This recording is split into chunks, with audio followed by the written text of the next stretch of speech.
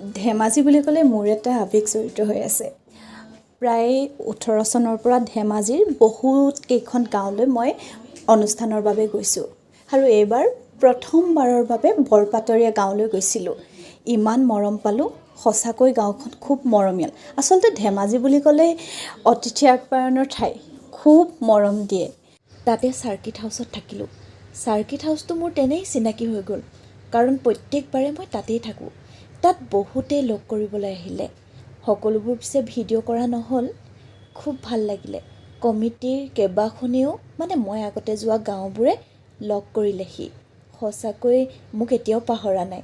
ভাল লাগে দিয়কচোন এনেকৈ মনত ৰাখিলে। বাকী কেতিয়াবা আকৌ লগ পাম। তাৰপাছত সকলোৰে পৰা বিদায় লৈ মই আহি দিলোঁ।